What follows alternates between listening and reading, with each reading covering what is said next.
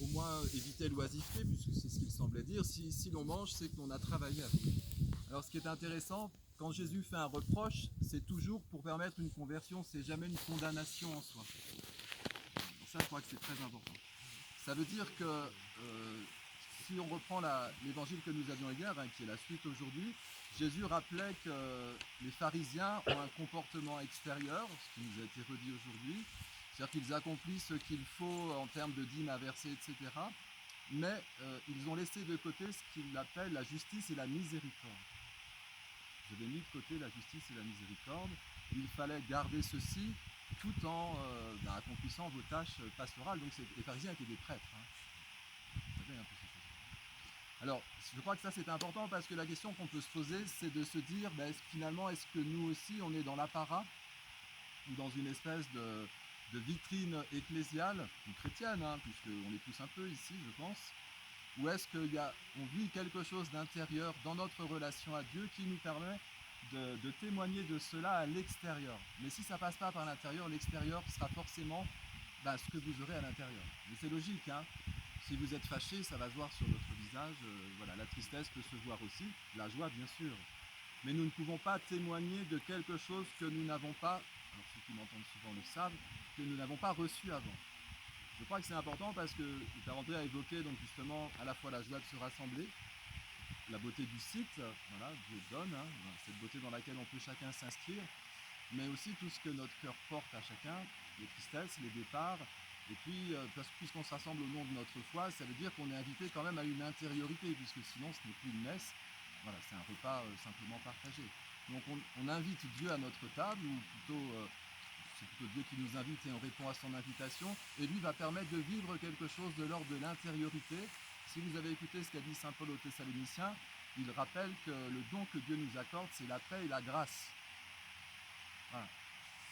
Si jamais la paix, si nous ne venons pas pour que Dieu nous donne une forme de consolation et puis de joie spirituelle, vous allez être à l'extérieur autre chose que ce que Dieu est. Dieu est paix et joie, profondément. Hein. Bon, on a tous nos expériences chrétiennes et je crois que c'est important.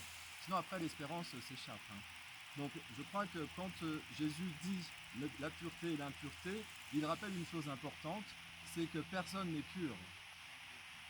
On en parlait hier soir à table. La tentation sera toujours de nous, extérieurement, émettre un jugement sur autrui, nous-mêmes, ce qui est pire, hein, ça s'appelle la culpabilité.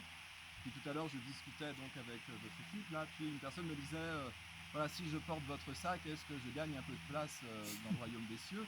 Voilà, est-ce que le service que l'on rend aux autres, finalement, nous permet de nous sanctifier? Pas sûr. Ça dépend toujours de l'intention que nous portons. Voilà. Je crois que celui qui nous sanctifie, encore une fois je le dis souvent, celui qui nous rend purs, c'est celui qu'il est, quoi. Et c'est Dieu qui est saint. Il est le saint qui nous sanctifie. Le Père André vient d'évoquer une figure de saint fêtée aujourd'hui, Saint Césaire d'Arles. Je l'ai redit aussi pareil il n'y a pas très longtemps pour Saint-Louis dimanche dernier à Mont-Dauphin. La sainteté, c'est quelque chose que nous ne pouvons pas mesurer les uns pour les autres ni pour nous-mêmes. C'est Dieu qui est 3 fois saint, nous le redirons tout à l'heure, et lui nous confère un état de sainteté. Lui est pur, lui nous confère un état de pureté. Ce que Jésus reproche aux pharisiens, c'est qu'en fait, ils comptent sur leur propre force. Ce qui est la logique du monde, souvent, qui peut être la nôtre, encore une fois aussi, hein. Mais la difficulté, encore une fois, elle ne sera pas de nous dire finalement de quel côté sommes-nous, ou est-ce que nous sommes dans la représentation, ou nous sommes vraiment dans une relation avec Dieu qui nous permet de nous aimer comme des frères, et de partager un repas éventuellement après. La question fondamentale, elle est de savoir, puisque je perçois mes limites, on en a évoqué un certain nombre, hein, les décès de ceux que nous aimons et qui sont partis, la finitude. On sait très bien, on peut en prendre conscience assez vite, hein, me semble-t-il, quoi. Nous sommes dans la finitude, nous sommes limités, mais Dieu l'a voulu ainsi, donc il y a des épreuves dans nos vies, mais les épreuves sont là pour que nous nous tournions vers un autre. Donc le but n'est pas de rendre service, ça c'est une conséquence du fait que Dieu d'abord nous a servis. Ce n'est pas vous qui m'avez aimé, c'est moi qui vous ai aimé. Alors je dis une chose aussi qui est très importante, parce qu'on l'oublie beaucoup pour Jésus, et je l'ai rappelé pour Saint Louis. Jésus, il est celui qui le premier a été aimé. Alors je vais vous choquer peut-être ou pas, il est aussi le premier qui a été délié. Alors raisonnez avec dimanche dernier pour ceux qui sont allés à la messe. Jésus donne le pouvoir aux apôtres de lier et de délier. Mais croyez-moi bien, si Pierre a délié en tant que pasteur, c'est qu'il a été délié avant. S'il a sanctifié en tant que pasteur, c'est qu'il a été sanctifié avant. Vous pouvez remonter jusqu'à Jésus. Jésus n'est pas délié du péché, d'accord, parce qu'il est sans péché. Mais il est délié tout simplement parce qu'il est homme. Et parce qu'il a éprouvé notre finitude, nos difficultés, les joies, les tristesses, c'est dans les évangiles, il s'est tourné vers un autre que lui-même. Donc ce qui nous ouvre la clé du royaume des cieux, cette clé qui est confiée à Pierre, c'est que nous prenons conscience que nous n'avons pas, encore une fois, la totalité de l'équilibre comme ça, de manière un peu autarcique et autonome. Nous sommes appelés à l'image de Dieu, comme il est lui-même, à nous mettre en relation. Donc celui qui fait offrande, c'est ce qu'on va célébrer sur l'autel, et c'est ce qu'on est en train de faire depuis le début, celui qui lâche prise, laisse la vie qui est partout le porter. Et ça, c'est consolant pour nous, c'est une paix qui nous est donnée. Jésus l'a éprouvé, on le sait à sa passion, puis dans les moments importants de sa vie, il s'est toujours tourné vers son Père pour pouvoir prendre une décision juste, éclairée, et construire le royaume ici-bas. En tout cas, il en a été le témoin, Saint Césaire aussi. Et bien nous, puisque nous sommes un peu chrétiens, autant prendre conscience, encore une fois, que ce qui nous permet peu à peu de grandir en sainteté et puis de trouver l'équilibre et la paix dont nous avons tous besoin, c'est de laisser Dieu nous rejoindre. Donc l'oisiveté, c'est pas bon. Voilà, si vous commencez à ressasser vos problèmes en regardant le plafond, de fait, il n'y a pas de solution de ce côté-là.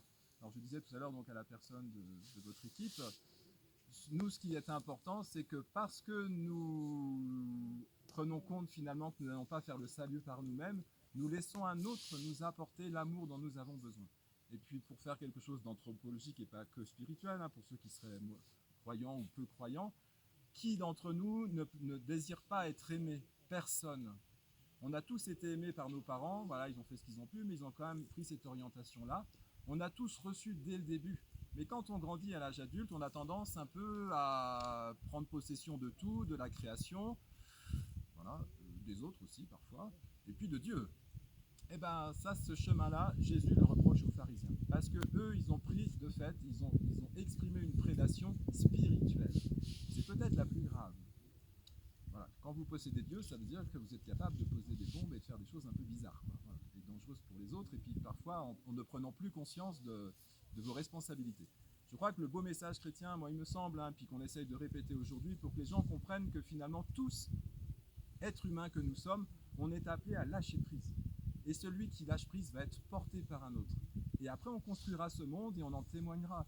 Mais on témoignera de l'amour que nous avons reçu. Ça, je pense que c'est important et c'est très réconfortant.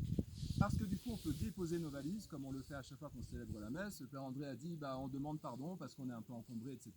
Mais on l'est tous.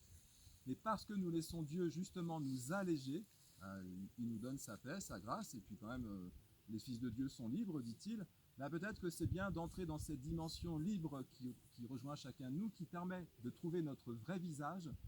Et ce vrai visage sera toujours possible, encore une fois, à travers un acte d'offrande, c'est-à-dire une mise en relation. J'accepte qu'un autre puisse m'aimer. Voilà, c'est ce qu'on va célébrer sur l'autel. On va continuer à commenter longtemps, mais au moins retenons cette clé-là parce que je crois que c'est celle que Jésus a donnée à Pierre et c'est celle qui ouvre le royaume des cieux. Celui qui a, et c'est son enseignement, il s'est répété de nombreuses fois, croyez-moi, vous connaissez les évangiles, avant que les disciples comprennent. Jésus n'a pas arrêté de leur dire, bon, le Père m'a aimé, je vous aime. Faites vous aussi ce chemin. Je termine par ceci, mais certains l'ont déjà entendu, la croix qui est sur cet autel, cette croix qui est partout dans nos montagnes, il n'y en a pas au lac Miroir, au lac Sainte-Anne. mais il y en a une au lac Sainte-Anne. Il faudra en mettre une. Il faudra en mettre une, voilà. La croix nous rappelle, pour conclure, que quand vous êtes comme ça veut dire que vous êtes prêt à accueillir un autre. On le fait humainement, comment vas-tu, et vous embrassez celui qui vous rejoint. Si vous n'ouvrez pas les bras, on ne peut pas vous rejoindre. C'est très vrai humainement, c'est une posture chrétienne et c'est quand même le symbole par excellence que Jésus a voulu déposer et puis que nous suivons. Celui qui ne prend pas sa croix ne peut pas être mon disciple. La croix n'est pas ce fardeau qui fait que ma vie est une galère sans fin, c'est plutôt je lâche prise pour que Dieu allège ce poids. Mon joug est facile à porter et mon fardeau léger. Alors que nos messes et puis nos célébrations et tout simplement la prière que nous avons chacun, voilà, dans nos espaces spirituels, nous aident à lâcher prise. Et Dieu saura bien faire advenir toutes choses de manière excellente. C'est ce que Jésus a voulu dire aux pharisiens. Changer de posture. Cultiver l'intérieur en laissant Dieu purifier nos cœurs, nos âmes, nos esprits, pour que nous puissions être de bons témoins et puis que ça redonne aux gens le goût de vivre. Voilà. que cette messe aujourd'hui, et puis notre vie chrétienne, et puis pour ceux qui vont reprendre le travail, les études ou je ne sais trop, garde bien cette dimension dont il faut faire mémoire, et tous les jours. Tous les jours. Amen. Enfin, en fait, comme vous voulez, hein, mais disons, c'est comme ça qu'il faut faire pour rester léger, pour être dans Merci. Alors dans ce beau cadre, nous pensons dans nos cœurs à quelques intentions. Seigneur, fais de nous des ouvriers de paix. Seigneur, fais de nous des bâtisseurs d'amour. Mais rien que chanter ce refrain, c'est pas seulement chanter pour faire du bruit.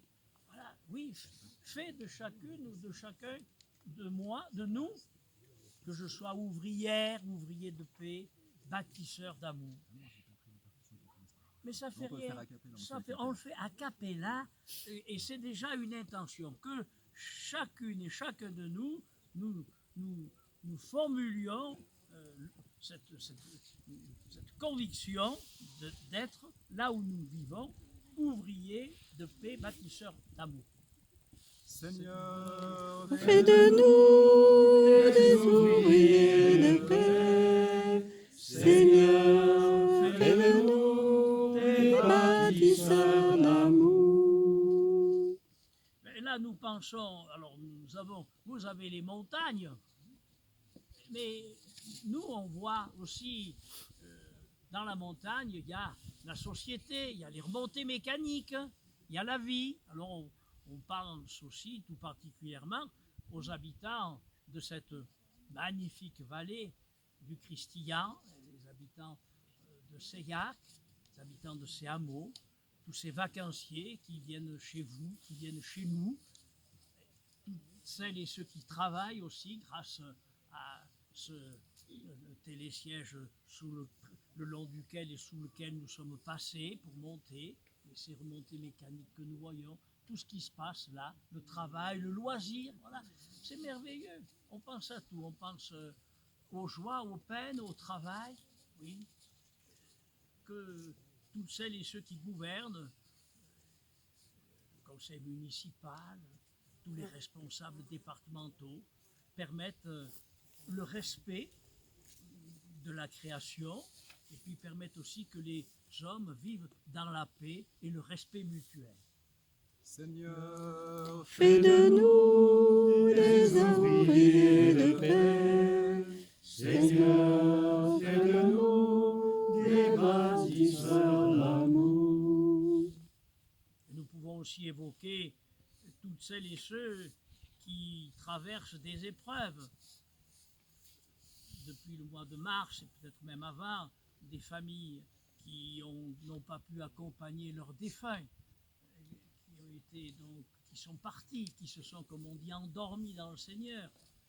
Toutes ces familles qui ont traversé des épreuves, qui ont eu des départs, des décès.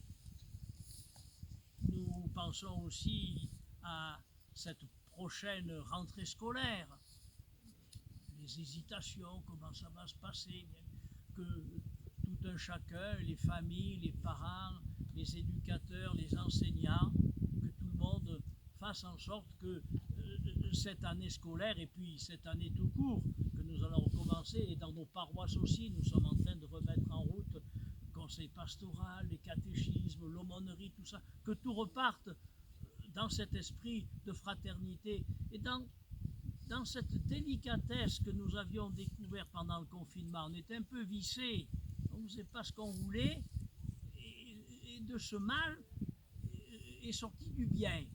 Et aujourd'hui, on s'est un peu trop relâché, alors que l'année recommence et que les relations que nous avons entre nous recommencent à être belles et harmonieuses. Nous t'en prions, Seigneur. Seigneur, fais de nous des ouvriers de paix. Seigneur, fais de nous des bâtisseurs d'amour.